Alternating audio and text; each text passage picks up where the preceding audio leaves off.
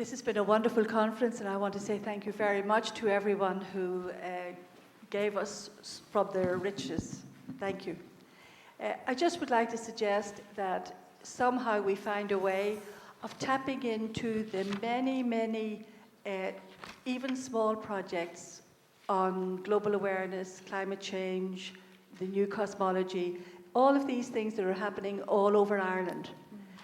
We have a tremendous number of things happening and groups meeting, and if only we were aware of the movement that is a sea change that isn't perceptible perhaps unless it's brought to our perception.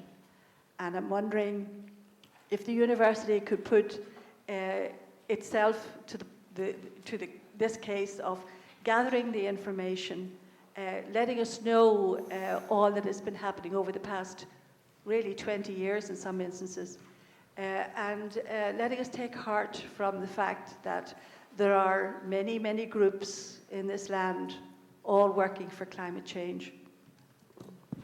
Thank you very much for that suggestion. Any other hands or suggestions? The woman in black in the back, and if I could just have you state your name and your affiliation, that would be great. Hi everyone, my name is Selena Donnelly and I work with Trocaire. I also want to echo the comments from the lady at the front. It's been a fantastic conference, even though I may be biased, but I think it's really exceeded expectations. Since there are a few people I know have already had to leave, I'd like to reference something that Bill Kingston really helpfully highlighted as a context changer that's really, really facing us at the moment, which is the Transatlantic Trade and Investment Partnership. There is a loose coalition of NGOs and civil societies from a whole range of backgrounds that are involved in a campaign on the TTIP at the moment. So as another suggested action, I would really like to encourage anyone and everyone here in this room and further afield to join us in that movement. And if you'd like to find out more about it, please come and chat to me after. Thanks. Thank you. Do I have a hand? The gentleman over there, did you have your hand up? Yeah.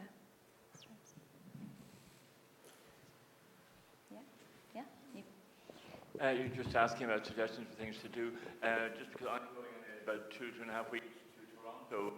It's not a rival organisation to Bill McKibben's 350, but Al Gore set up the Climate Reality Project a few years ago to counter the denialists particularly.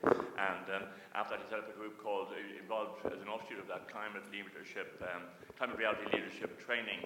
And he does sessions for the last few years. There were a couple of years at different places around the world. And it's a 3-day training where he trains you on how to give a super duper presentation. And the training is free.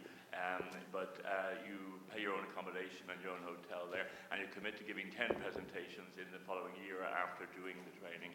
So I'm going to Toronto. I meant to go 3 years ago, but my mother fell ill just before I was to go, and it turned out to be a fatal illness. And I'm finally going, looking forward to it. But there's one thing people can do. If there are a lot of people here in education, I noticed that they'll be well used to standing up in front of an audience and whatever. So I know he uses the same kind of computer graphic kind of things that he used in his famous feature documentary a few years ago, Yeah. Inconvenient Truth. And apparently it's very good. So Yeah. when I come back, anybody who wants me to give a free presentation, especially around colleges, I'll be going to postgraduate colleges myself. So I'm quite happy. Thanks. I'm glad you mentioned that. I did the training for Al Gore's Climate Leadership Corps a few years ago, and there's another training in September in Miami. So if you're interested, feel free. Yeah. Kira, if I could get you to hike all the way up to the top there in the back. There's the gentleman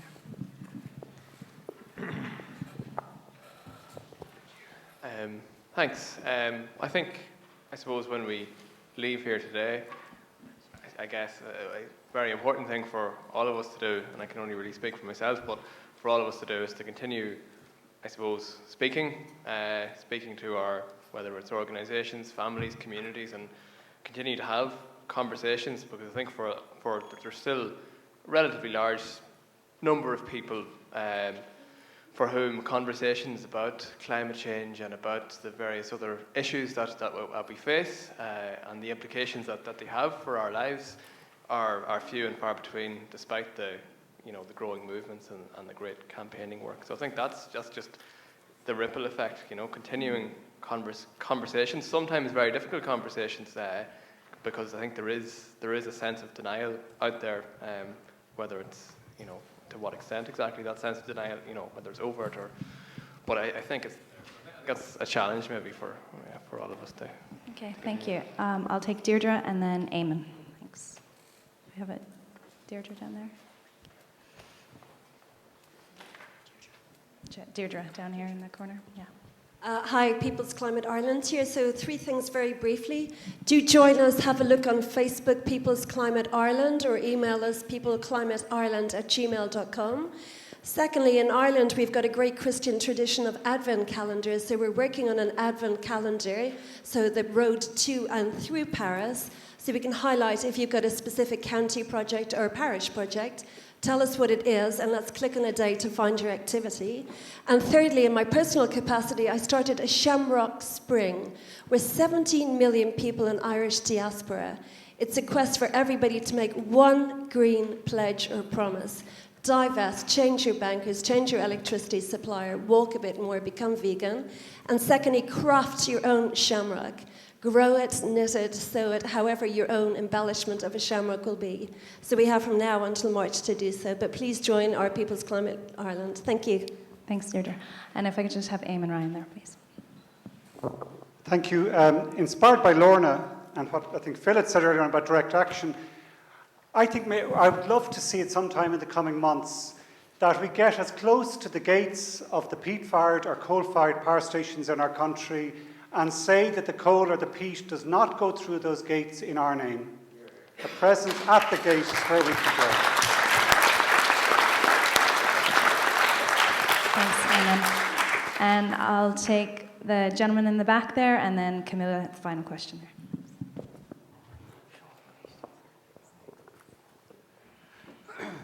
John Kirby, Bishop of Clonfert. I've been very interested and enthused by much of what I heard, by nearly everything that I've heard. But there's an issue that we have to be able to address, to present to rural Ireland, many of them small farmers, with 100 acres is the average size of a farm holding in Ireland. We're not talking about factory farming. And I'm aware that, as they said, the ruminants and their contribution to the methane gas. But for many of these, it's their livelihood, and they see themselves as trying to. There was an election fought by a politician 50 or 60 years ago under the slogan, "One more sow, one more cow, one more acre under the plough." And that time, that's gone, I suppose, but the ideal of developing yourself, developing your family is still a very important thing. I think we need to find a way to be able to transmit the importance of the message that we've received here into the lives of ordinary people, particularly the farming community. Thank you very much. If we could give one to Camilla, and then I'll let Sean Healy finish with the closing comment. Sorry, I'll just keep this really quick. I'm Camilla from Young Friends of the Earth Ireland, and I just want to reharness Alana's point yesterday about a youth forum across Ireland, and that's not just for young people. I think that's for everyone to invest in. I think, there does need to be more of a movement, and just to put it to the floor, that we're meeting Wednesday evening at 7 o'clock in the Barricade Inn, so you're welcome to come join us, check out what we're doing. We're doing lots of work on TTIP, divestment, fracking, and much more. So, and ttip.ie is a fantastic place to find out more information about that. Thanks.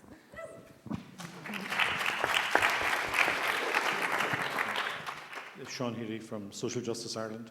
I just wanted to take up Lorna's proposal because I think it's a very, very good one, that we come back again next year and that we actually report on implementation, on action, on progress, not just on what we ourselves have done, but maybe we could also monitor the impact we're having or not having, particularly in the political structure, and particularly also maybe in the structures that are actually keeping the current system that we have heading in the wrong direction.